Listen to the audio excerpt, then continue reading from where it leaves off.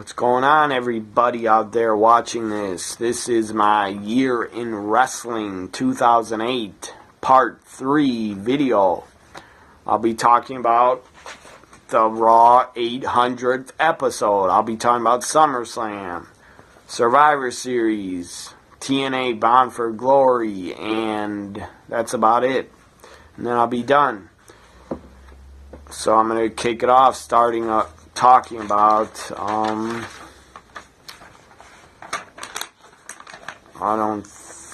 think Raw 800, the 800th episode, I think happened in November. I hope I'm right about that.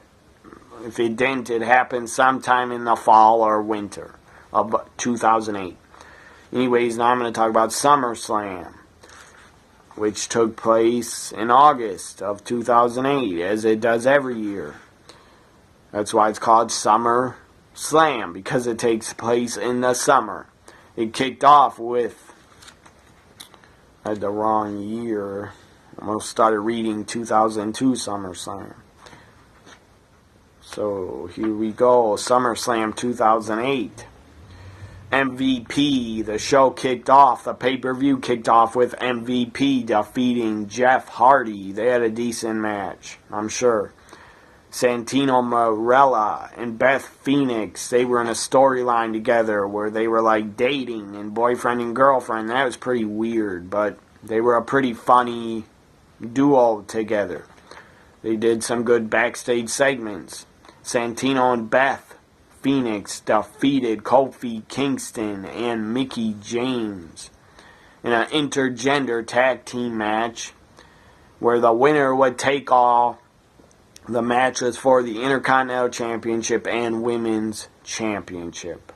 And Santino and Beth won. So I'm pretty sure Santino got the IC title and Beth got the Women's title back. Up next we had Matt Hardy defeat Mark Henry for the ECW Championship. The ECW Championship was a fucking joke in the WWE. After CM Punk and John Morrison lost it, my opinion, the ECW title was a joke and should have went into retirement. They should have retired the ECW title after CM Punk held it. They should have retired it after Vince won the title. That was absolutely fucking ridiculous. So, up next we had World Heavyweight Champion after Matt Hardy won the ECW Championship, which I didn't care for, because I was like spitting and pissing on the original grave of ECW. Still having the ECW brand around was Vince basically pissing on the name of the original ECW. Even though in the Rise and Fall of ECW DVD, Vince McMahon said a lot of nice things about ECW. And Vince had a lot of business deals and a lot of business dealings with Paul Heyman when he was running ECW. Vince gave ECW, I believe, over $500,000 to basically, for Paul Heyman basically to build up talent, and then when they were ready to leave and go to the WWE, they would leave ECW, go to WWE. A lot of guys did it. Dudley's did it. Taz did it. Who else? Al Snow. Vince could not get Al Snow over for the life of him. Vince couldn't get Al Snow over. He was just a mid-card jobber when he was part of the New Rockers and he was Leaf Cassidy. He couldn't get over in WWE. Went to ECW. Paul Heyman, the genius that he was, got over Al Snow. Al Snow got the head gimmick. Mick Foley is to thank for the head gimmick, for the mannequin head getting put with Al Snow, because on road trips, Mick Foley is in the car with Al Snow and he's messing around with a mannequin head, talking to it, kissing it like it was his girlfriend. And then Mick Foley gave the idea to Al Snow to basically bring the mannequin head to the ring and talk to it. And then he got over like crazy in ECW. ECW passed out a tons of styrofoam heads in the crowd. And it got super over. So Paul Heyman got Al Snow over. And then Vince took him back. And Al Snow went back to the WWF during the Attitude Era. And he was pretty over in the WWF. A lot of fans would bring their own mannequin heads and shake them in the air. So, back to SummerSlam. World Heavyweight Champion CM Punk defeated JBL. This was a decent build, pretty good build up to their match. I believe JBL on Raw kept putting down CM Punk for being straight edge and all that crap. I'm not saying straight edge. Being straight edge is crap. That's not what I meant. I meant JBL was crap for putting down straight edge people, and for CM Punk being straight edge because I'm straight edge. So CM Punk defeats JBL. I was happy about that, to retain the World Heavyweight Championship. Up next, the WWE Champion Triple H defeated the Great Khali, which was not a very good match. Triple H tried his hardest, but Khali was not a good wrestler. Never was. The guy was just too big and couldn't move.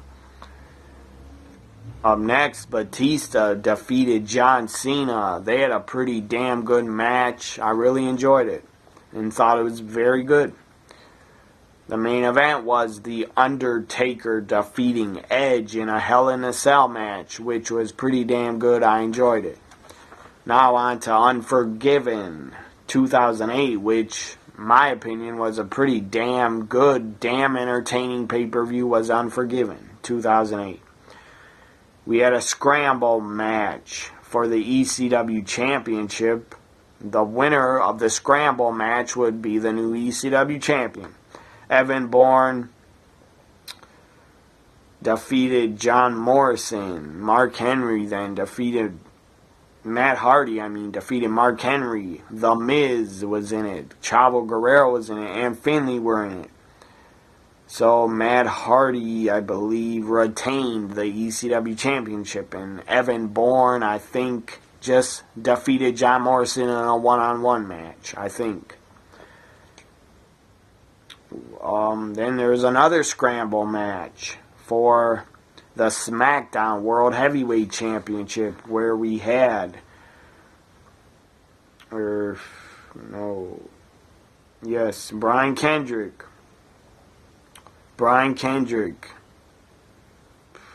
Benjamin, MVP were in a scramble match. I think it's for the WWE Championship.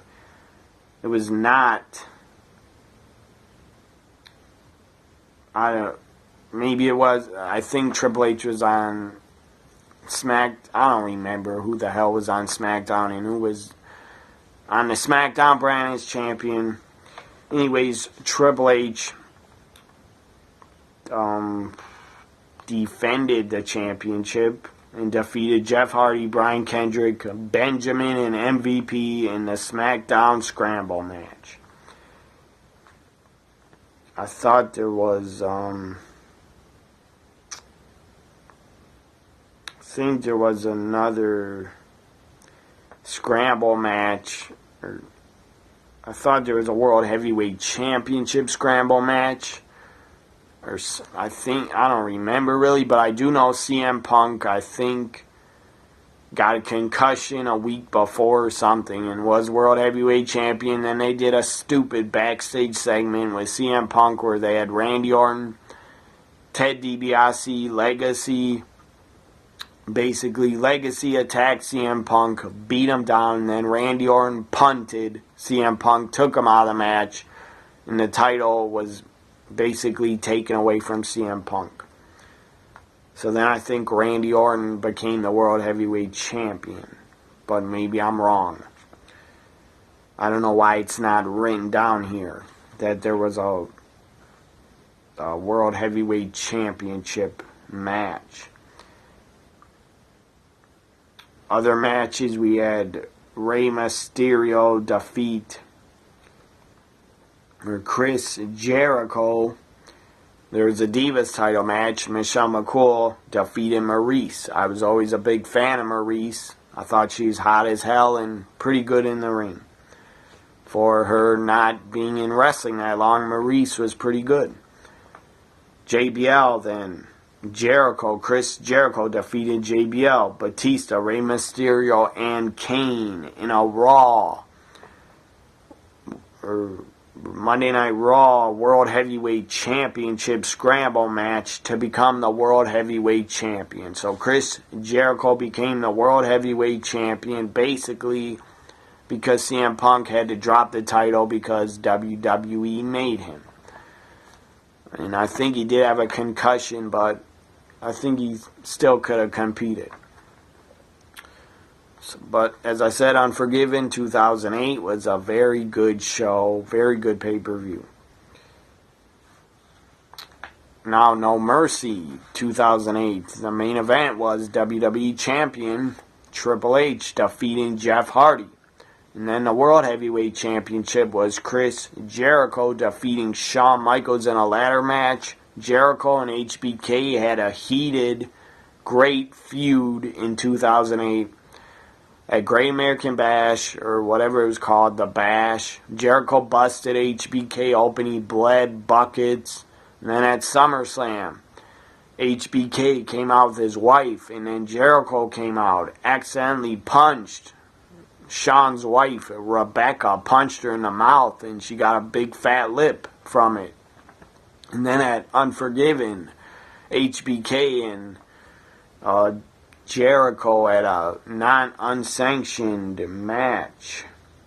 I believe it was not unsanctioned. Basically, it was a street fight, and HBK and Jericho whipped each other really bad with leather straps and belts. And then at No Mercy, their feud ended when Jericho defeated HBK in a ladder match. That was great stuff. It was an awesome ladder match. During it, Jericho, at the end, got one of his teeth knocked out during it. It was hard fought, and it was a great main event for No Mercy. And I wanted HBK to win that World Heavyweight Championship again, but he did not. Jericho retained. Now I'm going to talk about some TNA a little bit. I already talked about, I believe, Hard Justice, I already talked about. So, No Surrender, which I may have talked about, I don't really remember. But No Surrender took place in September 2008. The main event was World Heavyweight Champion, TNA World Champion Samoa Joe defeating Kurt Angle and Christian Cage in a three-way match. Or in a three ways to glory match, whatever that means. I think Samoa Joe at No Surrender may have walked out of TNA No Surrender with all the belts. With the World Heavyweight, X Division, and I think tag titles, because I think Angle and Christian may have been tag champions, or they had all the titles. I don't really remember. Bound for Glory took place in October 2008, TNA's biggest pay-per-view of the year, they say.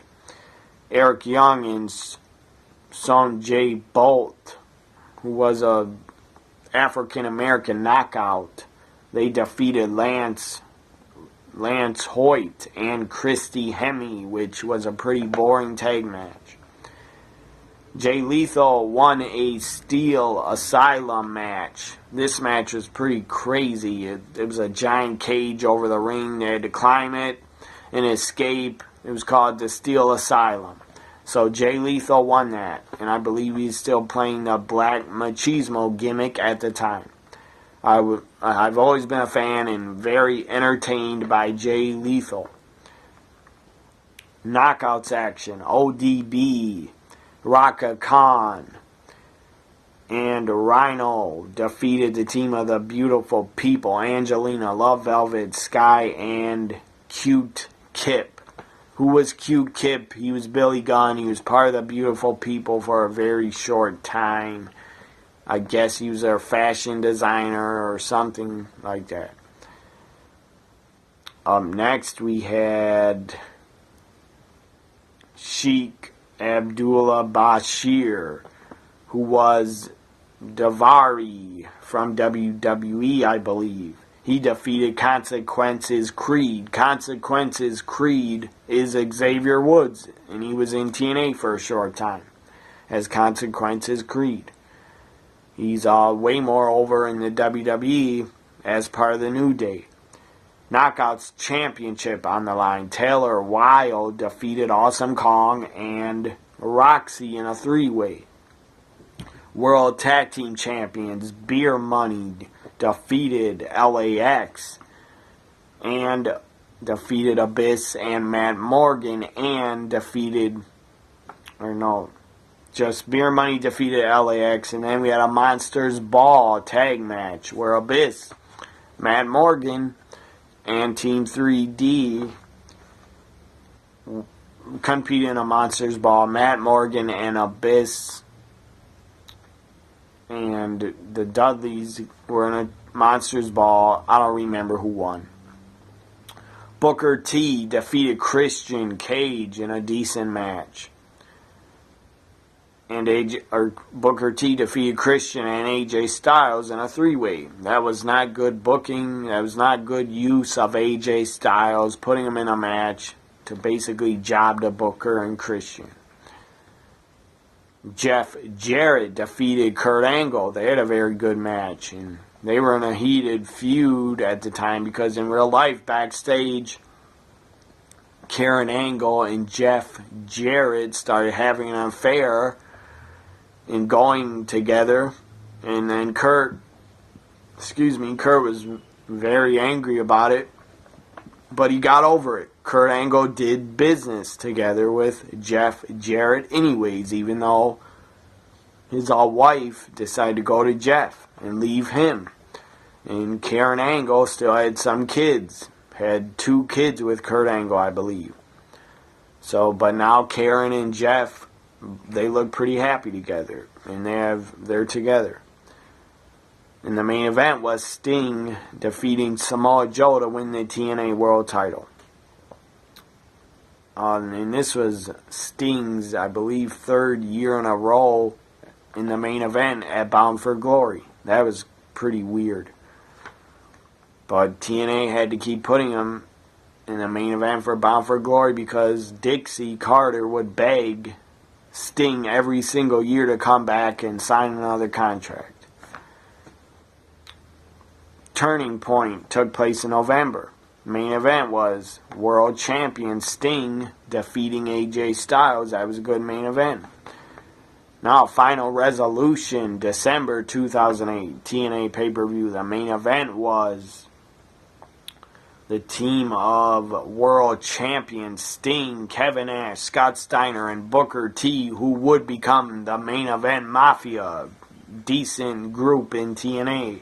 In TNA's history, Main Event Mafia was pretty entertaining. They defeated the team of Fortune, AJ Styles, Samoa Joe, Brother Ray, and Devon. Or Front, whatever the name of the group was. I think it was Fortune or Frontline, whatever the hell their team name was. In this match, because Sting's Main Event Mafia won this match, let Sting retain the TNA World Title because they won the match. So now back to WWE. Cyber Sunday, October 2008 pay-per-view. Main events were WWE Champion Triple H again defeating Jeff Hardy. Jeff Hardy would finally win the WWE Championship at Armageddon, I believe. SmackDown, Batista defeated Chris Jericho for the World Heavyweight Championship. And then we had Raw, the 800th episode of Raw, I believe in November, after Cyber Sunday, where Jericho went up against Batista in a steel cage in the main event. And I'm pretty sure, I think Jericho won and defeated Batista to win back I think Jericho won back the World Heavyweight Championship from beating Batista in a cage. Other matches at Raw 800 were HBK and Triple H had a DX reunion for a short time. And then JBL and HBK started a feud, or was very early on in their feud. JBL was on the outside of the ring. Undertaker was in the ring waiting for him. HBK comes from behind, throws JBL in the ring, and then JBL gets tombstoned by The Undertaker. Other matches, the Hardys took on the Brian Kendrick. I don't know why they had to call him that. The Brian Kendrick and MVP went up against the Hardys, and the Brian Kendrick had Ezekiel Jackson with him. I think he's his bodyguard. Ezekiel Jackson, former Intercontinental Champion, was in the WWE only a short time. I believe Ezekiel is also the last ECW champion of WWE's ECW brand. And he's an Intercontinental Champion. And Ezekiel Jackson also, I believe, was in the Core. The Core group, who was a pretty big fail of a group.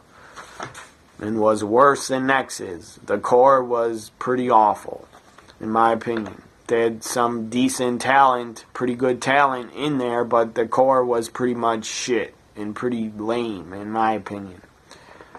So now, after Raw 800, the 800th episode, which was pretty damn impressive, we had the Survivor Series.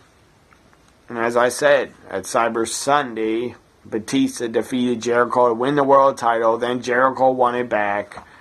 And then at Survivor Series, I believe John Cena returned from injury and won the world title back.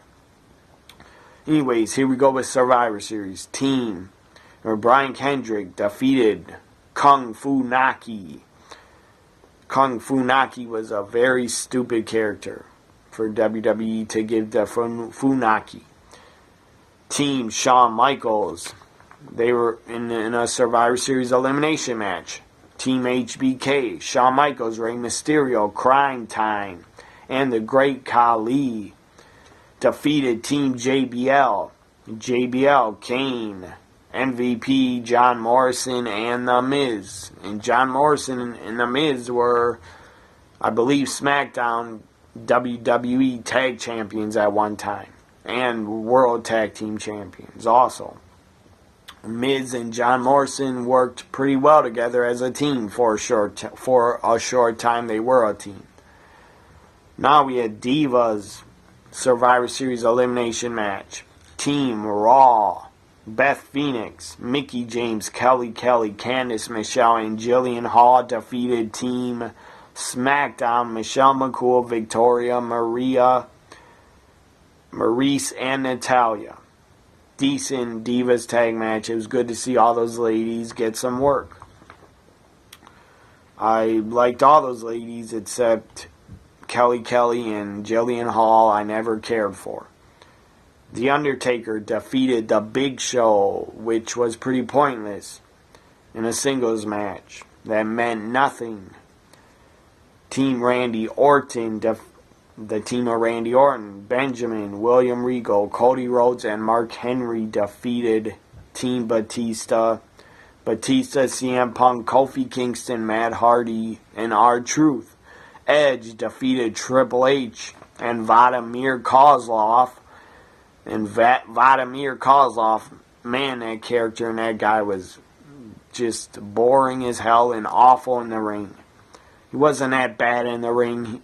Kozlov was better than Khali, but his character sucked. Even when he became a babyface and he started dancing in the ring, that was awful also, and that was shit. So Edge defeats Triple H and Vladimir Kozlov to win the WWE Championship. The main event, John Cena, as I said, I believe he returned from an injury. John Cena defeated Y2J to win the World Heavyweight Championship. Now, Armageddon. which was the last pay-per-view for the WWE for 2008. Main events were World Heavyweight Champion John Cena defeating Chris Jericho again, because WWE is famous for putting their main events in a title matches for at least 3 pay-per-views in a row of the same guys in the main event. WWE is famous for doing that. They've done it year after year after year. For 3, 4 pay-per-views in a row, they put on the same main event.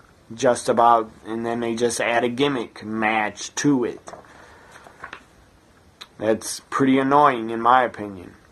Anyways, finally, Jeff Hardy wins the big one. Jeff Hardy defeats Edge and Triple H in a triple threat match to win the WWE Championship. It was great for Jeff Hardy. Did he ever deserve to be WWE Champion? I think so, because the guy put his body through so much, gave the fans so much, busted his ass, and sadly, he let addiction get in the way of his career. Or else he could have been better and he could have been a 3-4 time WWE Champion. Instead, he only held the title 1 time. Maybe he held it twice, but I don't think he did. Anyways, I was happy Jeff Hardy won it. I marked out. At the time, I did mark out because I was happy for Jeff Hardy to win the title finally. So Jeff Hardy leaves Armageddon going into 2009 as a WWE Champion. He would not hold it. He would not hold it for very long at all. He just wouldn't, because at Royal Rumble 2009, Jeff Hardy would lose the WWE Championship. Sadly. Anyways, this ends my Year in Wrestling 2008 series of videos. Next one, I'll be starting talking about 2009. 2008, the beginning was pretty good year. In my opinion, 2008 was a pretty good, entertaining year in the WWE. You had Ric Flair retire, WrestleMania 24. That was emotional for the fans. That was great. The great tribute they did. The Raw after WrestleMania 24, they had a great tribute to Ric Flair they did. That was awesome to watch as a longtime Ric Flair fan. What else happened in 2008? HBK, Jericho, they had a great feud that I enjoyed. What else? CM Punk cashed in, I believe. Cashed in his Money in the Bank, I think. In the summer, on a Raw, he cashed in and defeated Edge to win the World Heavyweight Championship. Maybe that was 2007, but whatever. CM Punk still was the World Heavyweight Champion in 2008 for a little bit. Anyways, this ends the Year in Wrestling 2008 Part 3. Hope you enjoyed it. If you didn't, well, you don't have to watch. You could turn it off any goddamn time you want. Follow me on Twitter at TNA WWE Guy and at NXT WWE Guy. If you watched any amount of this video, I appreciate it. Thank you. Bye for now, everybody.